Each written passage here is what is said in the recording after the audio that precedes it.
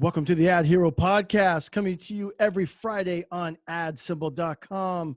My name is Geno Giovanni. And I'm Matthew Olivieri. And we are your personal ad heroes. What up? This week's guest is Eric Murr, the VP of Sales and Marketing of Keaton Outdoor Advertising in Chambersburg, Pennsylvania. Say what up, Eric.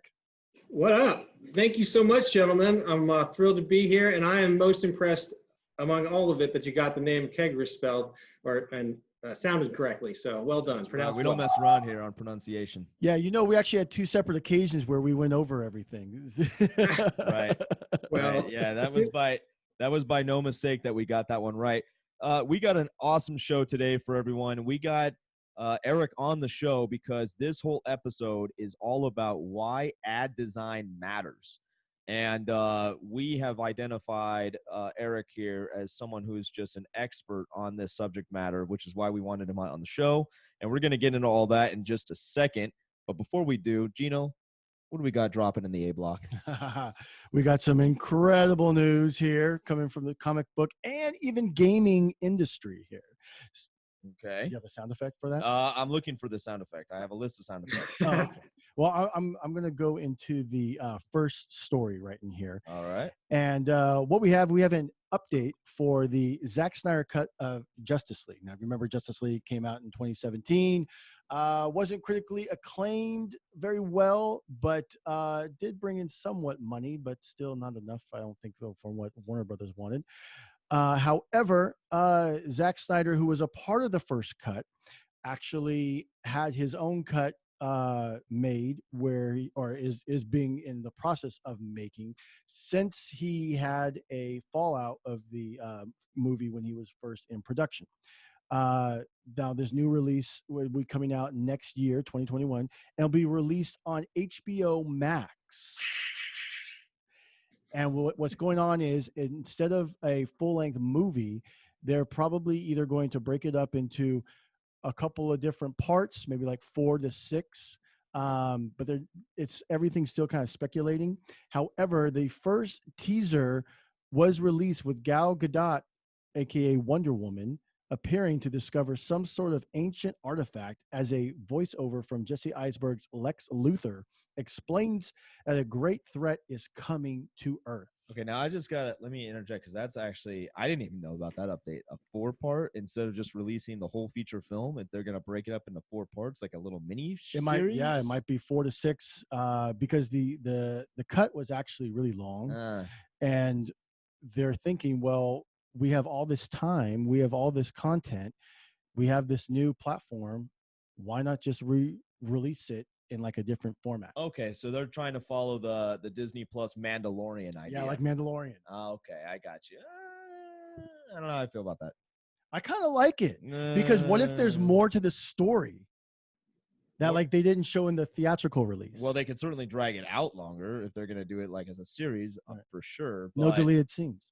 Okay. All right. Well, I mean, it's working for Mandalorian, so sure who am I to say? I don't know. Let's get Eric's spin. Eric, if they were going to re-release a movie with this other director's vision in it, would you be in favor of seeing it as a full-cut feature film or broken up into mini parts, kind of like The Mandalorian on Disney Plus?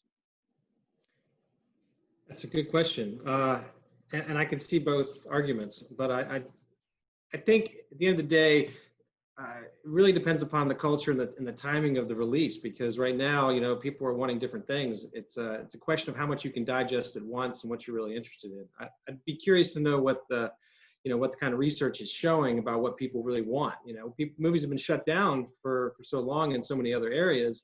I think there's probably a huge appetite for a nice big full feature. But at the end of the day, like you said, Mandalorian's killing it. So, you know, True. It's hard to debate. That's hard to disagree with too.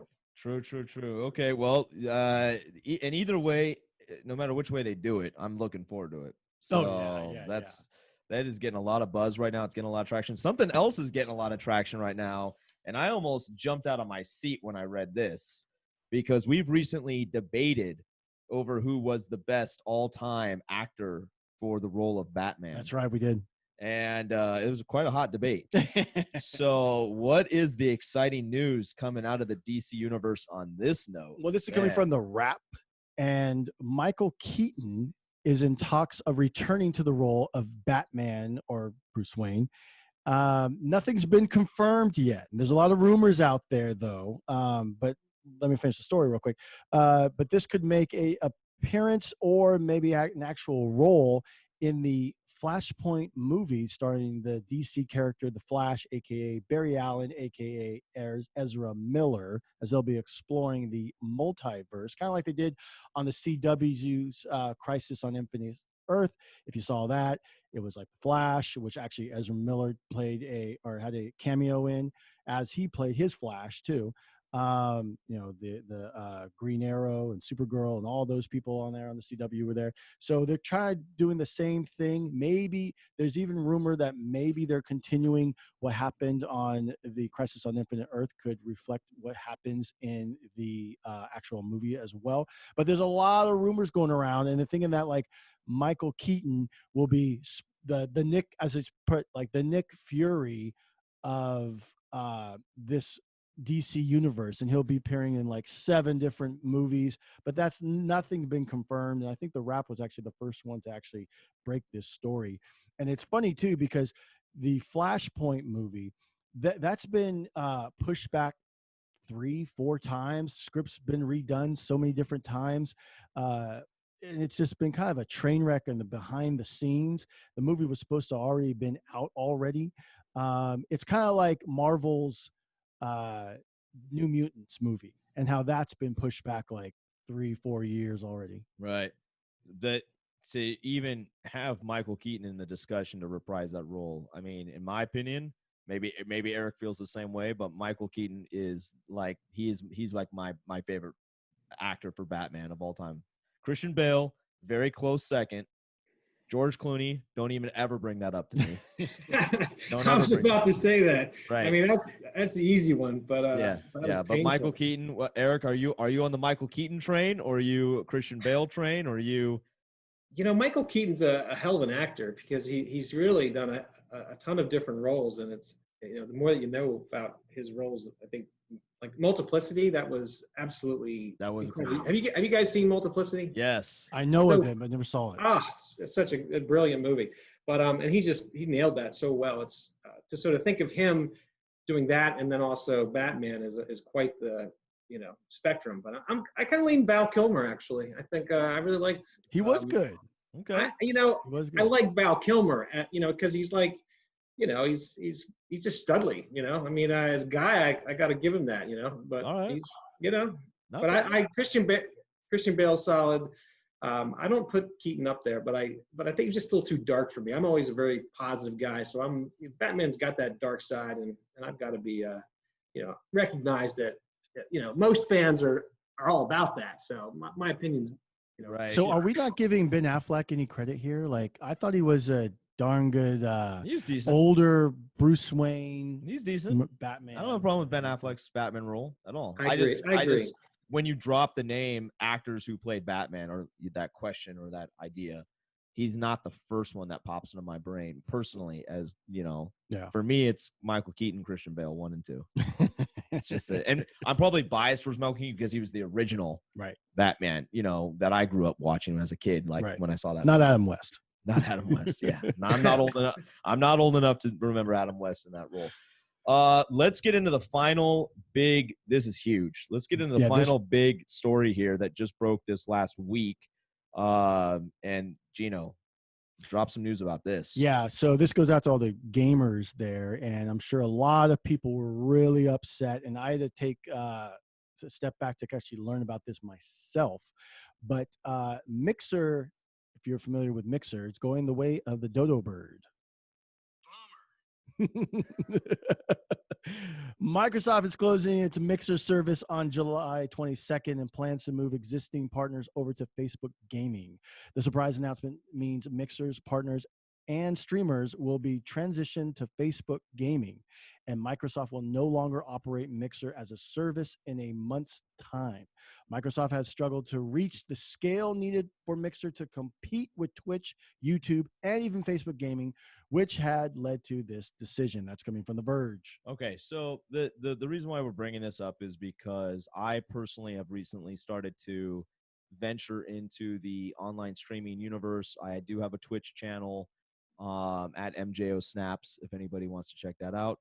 And I've always been a fan of gaming and watching people play games and stuff like that, video games and whatnot. So I've started to really kind of take a liking to Twitch and that whole universe. And then the big news was, I think maybe a year ago, Ninja, who's like the most popular gamer in the universe, like Microsoft paid him a huge, obnoxious amount of money, like $20 million, maybe even more, with endorsements and all this other stuff connected to it, to leave Twitch and go and take his whole audience and do all his streaming from the Mixer website, correct, which was owned by Microsoft. And then just recently, another very popular gamer named Shroud followed suit. I don't think he got quite the same payout. 10 million. Wow, Geno on it with the stats. I like that. So Shroud didn't get as much as Ninja, but Shroud also had a huge following. And so it kind of looked like there might be a turning of the tide. Like, wow, look at Mixer, like poaching some of the most popular streamers from Twitch onto their platform. And so when I saw this news break on my Twitter feed, I was just like, holy shit, can 2020 get any more messed up? This is just like the year to be dropping bombs on people, man, like from all angles and all ways, because you just didn't see this coming out of anywhere. Like, there's no warning for this, especially given the fact that they literally just threw all that money at Shroud to get him to come over. Right. And so all the streamers that are still on Twitch were giving shout outs to Ninja, shout outs to Shroud, saying, hey, you know, come back home, come back to your family at Twitch, all this different stuff.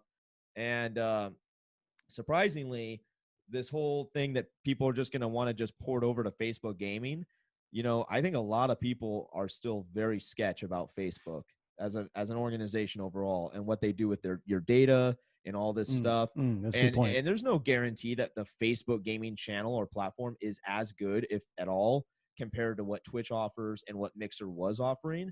So it kind of just suggests like, hey, no big deal. We were Mixer. Now you're going to be Facebook Gaming. But a lot of the comments I was reading from people that were on Mixer were like, screw Facebook. Like, I'll never stream on Facebook. I don't want anything to do with them. Blah, blah, blah, blah, blah. So this could get pretty fishy here. And you know what I heard from my source, or one of my sources, is that you can't, like, in this situation, what's the real messed up thing is that you can't just take your content, a year's worth of content, and then just put it over on another platform, That's right. Say, come join me. It's not that easy. That's correct. Yeah, that is 100% correct. So that was big news. You know, shout out to people who, I mean, a lot of people are going to lose their livelihood. So a lot of these streamers make money from streaming all day, and then people give them donations and they have sponsorship deals and all that stuff. And a lot of these people are going to be out of the work now. And like you just pointed out, they can't just easily hop over to Twitch, open up a channel over there and replicate what they had going. You know, some more easily than others, but a lot of people are going to have a struggle with that. So anyways, crazy stuff happening there. Let's transition and actually get into the meat and potatoes of the episode here with having to do with why ad design matters. So, Geno, do you want to let our guest give himself a formal introduction? Sure, yeah. We'll just transition out of the A block into that. Eric Murr, why don't you introduce yourself? Yeah. Well, thank you. Well, I don't know how far back I've got to go, but I've always liked to go back. What's that? Your birth. I was born no. I'm a former English. I have an English degree and a philosophy degree. And I always kind of start there when I introduce myself to clients, because I think it's just a unique perspective that has really been a big part of my success, because I don't approach selling the same way, and I get pretty deep when I evaluate stuff. But that was my beginnings. enjoyed. I took blew off a couple years after college. I was a surfer, skied, snowboard, lived in Breck. It was fantastic. Lived at the beach, and surfed in storms. And I'm not a good surfer by any stretch of the imagination, but I toured, the whole country, and then I eventually realized that I needed to, make a living. So I got recruited by a Billboard company in Reading, Pennsylvania called Penn Advertising. And then I got recruited to manage a division up for Adams Outdoor in the Poconos. And then found my way to Kegaris not too far after that. And I've been there for almost 18 years now. That's an extensive resume you have there. Well, I guess I talked a little too long, maybe. I was getting the wrap it up. Well, I want to touch upon something I saw on your website there. And it's a quote: "With the right creative, you can influence, empower, and persuade a customer's purchasing decision and get results." And this statement again comes from kegaris.com. What did you mean by this statement? Read that again for me, because I in terms of familiarity, I want to be sure I answer it dead on. Understood. Yes. With the right creative, you can influence, empower, and persuade a customer's purchasing decision and get results. Well, I think it seems obvious in the sense that, advertising is about trying to get people to change their behavior, change their thoughts. And what we're trying to remind people is the power of it, because that's the essential nature of it. We've got to change behavior. And at the end of the day, I think most people still try to approach the medium from an informational standpoint. They assume way too much or they assume way too little, and they really just focus on the information. And it's far more about influence. It's about persuasion. So I think that's the heart of that. Can you maybe elaborate on that a little bit and compare and contrast, like someone who understands the power of the right creative versus someone who's just looking at the information? Sure. Well, one of the things that I often encourage people to do is imagine a 4-letter swear word on red letters on white copy, driving down, your I-89, I-85, 275, you're driving down a loop and you see 4 letters swear word. The medium has absolutely the ability to stop traffic. It's a incredibly powerful. It like ants, at a picnic. Everyone's just cruising right past these displays. There's a true opportunity to capture incredible amounts of people, and most people really, they forget that they've got to get your attention first. They have to be compelling. So, I think that's really what we really want people to do is to not. Now that example really speaks to information, and it's kind of obscure, but you're asking about influence. Influence comes down to making sure you put the right opportunity, the right relevant piece of information in front of somebody so it matters to them. The 4 horsemen, I guess I'll use the PC term, the 4 horse people, that we use is bold, compelling, believable, and relevant copy. If you really run that litmus test against most advertising messages, you'll discover that people are typically missing that mark. It needs to be bold, it needs to be compelling, it needs to be relevant, and it needs to be believable. And think about how many ads aren't believable. There's the fine print. I can get, my lease for $199 a month, and we're like, oh yeah, well, what's it gonna? It takes $3,500 down. That destroys that particular message. If we're putting up their message about, audiences are often way off the mark. We're putting up a message that says we're offering something that, the minute you offer a sandwich after you just eat, that's irrelevant. It's not going to be a powerful message. So, I'm going to stop here because there's more I want to say about it, but I want to allow you guys to comment on that. Well, I was just going to say, actually, you're on the verge of answering the next question. When it comes to someone, let's say our listening audience, and they want to start a creative, but they don't know where to begin, what is maybe a rule of thumb you can advise to that person? Again, we have a four-point test. You need to know the marketplace. You need to know your buyer. you need to know your business, and then you need to know the medium. In knowing the market, you really got to understand your scope of competitors. And I think one of the more important pieces of this is the scarcity of your products or services. If you're offering something that everybody's offering, informational ads are completely, almost pointless. You're trying to really motivate somebody to act, and you're putting up something up there that's really not that important to them. Like, I can get a sandwich every place, across the town. There's 50 restaurants within, 5 blocks of me. So you've got to really understand, I think, the nature of the competition. But do you guys remember Tickle Me Elmo? Yeah. Right. Yeah. Huge. Okay. Well, there's a perfect example of knowing when your scarcity is a powerful ingredient where an informational ad might actually just work. If you say, hey, we have Tickle Me Elmos, you'll have, 1 million people descend because there weren't enough of them to go around. And that scarcity was what the critical piece of information that would motivate a buyer. So then they, that's all you got to say. But you got to know that market to know whether Tickle Me Elmos are actually in high demand and scarcity in the marketplace. Next thing, of course, you got to do is know your buyer, because you can't be selling hamburgers to vegans. That's obviously going to be a failed concept. You kind of need to know your business and really understand what your brand stands for, and really what you think you bring to the marketplace that's truly unique.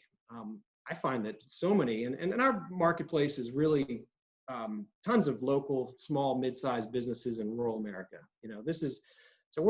We have Philadelphia Digital, we have Harrisburg, PA, which is the capital of that state, and Charlotte. So we have some major national pieces of business that flow in there, but for the thousands of boards that we have, a lot of them are local. And so we're really doing a lot of consultation to small, mid-sized businesses. And we find that they really don't know their business. It's a little shop, and they say, hey, we're a little shop. And we're like, so, honestly, that question "so" should be continuously asked in every step of the way as you explore creative. So what? Let's get into kind of like more like the intricacies of the creative here. 71% of Americans consciously, this is coming from an American driving survey, 71% of Americans consciously look at billboard messages while driving, while 37% report looking at an outdoor ad each or most of the time they pass one.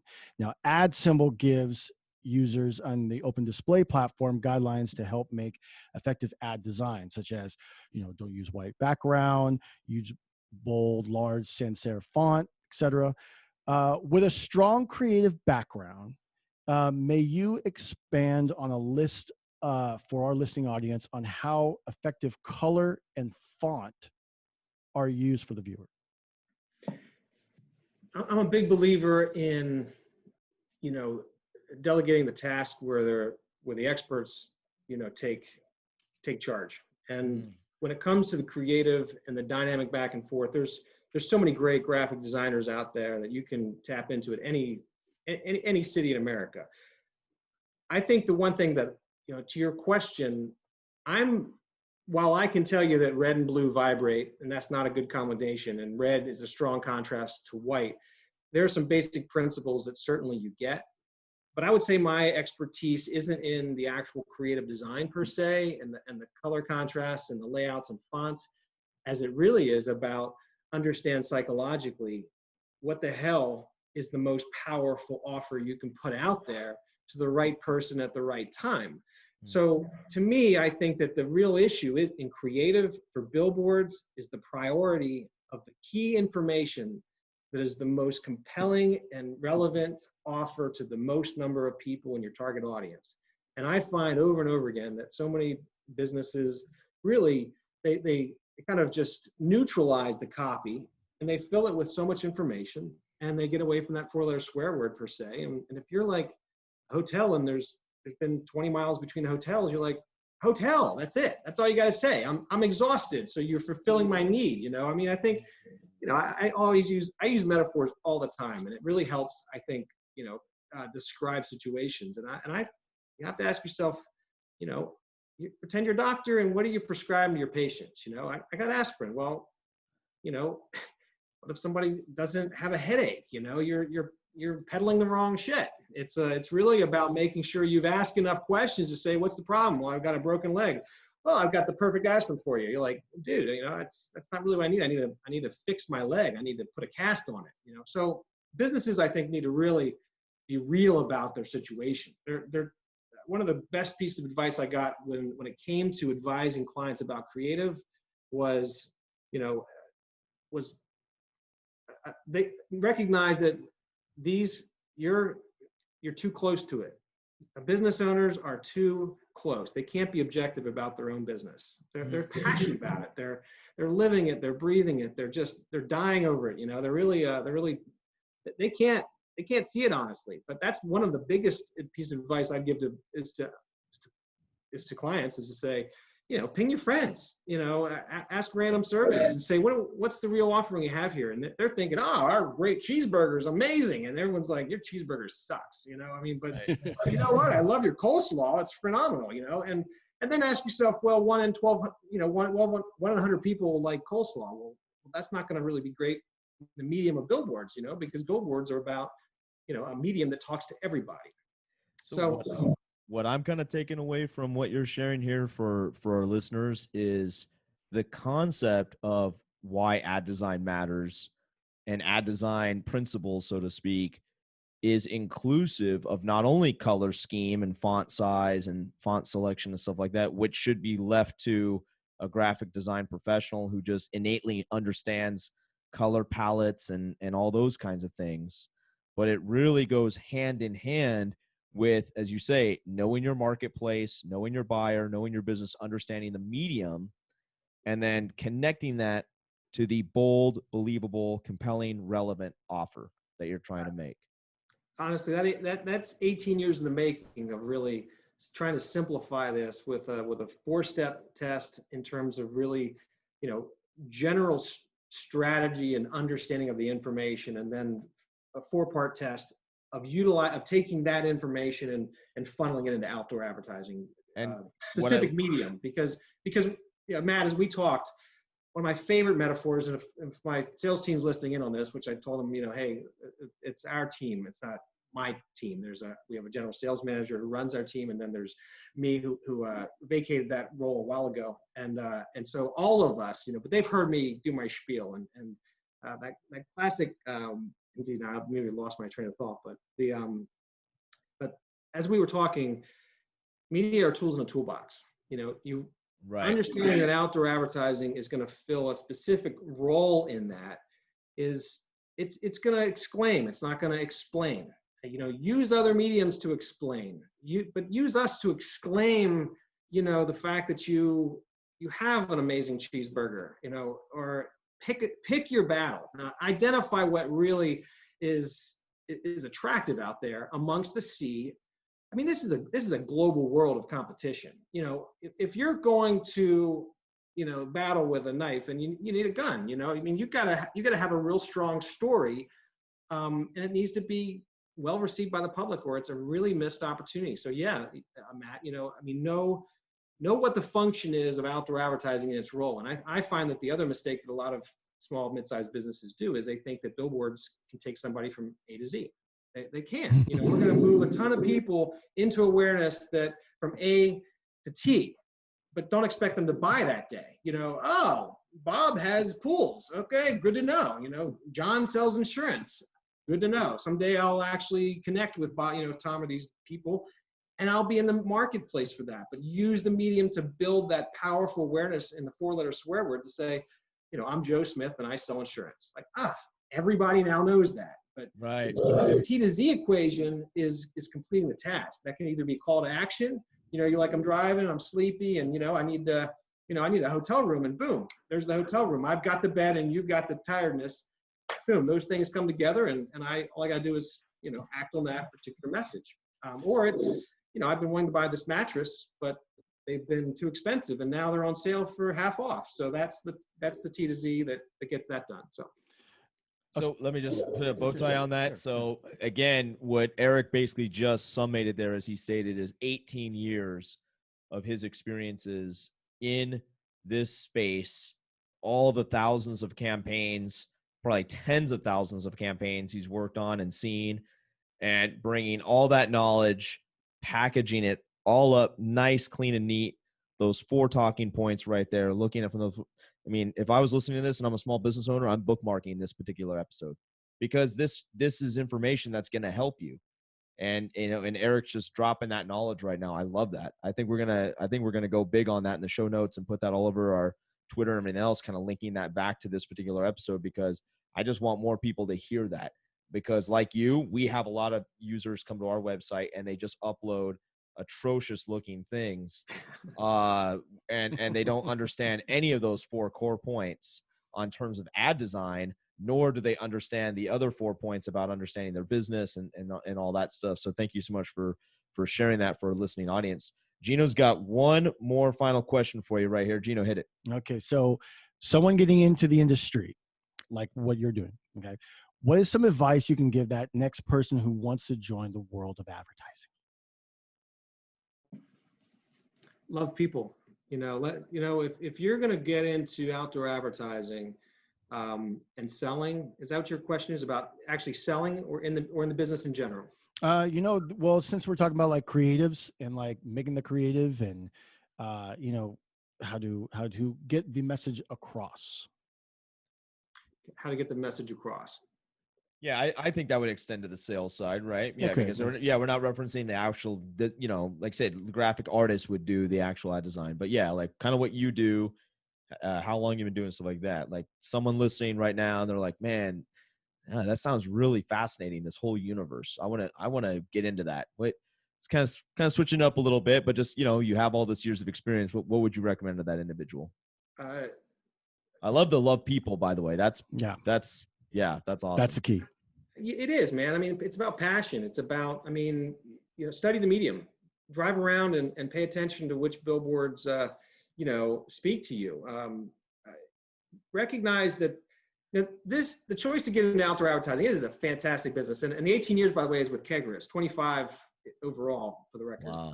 So it's quarter of a century for me. And I've not once lost the passion for this business or its potential. It still is a rock star. I mean, Apple, Amazon, and Google, all top 10 outdoor advertisers last year. I mean, the smartest tech companies in the world are all, and the layers of geofencing and all the cool technology and what you guys are doing. I mean, it's just unbelievable what's happening with people recognizing how incredibly visible and powerful our medium is, with the relentless number of channels and that people are fragmented through. So, run to this industry is what I tell somebody, and go for it, because it's gonna really, you're not selling salt and pepper shakers. You're not designing something that's gonna sit in some industry trade magazine, on a shelf somewhere, and nobody's gonna see it. Everybody's gonna see your message. Right.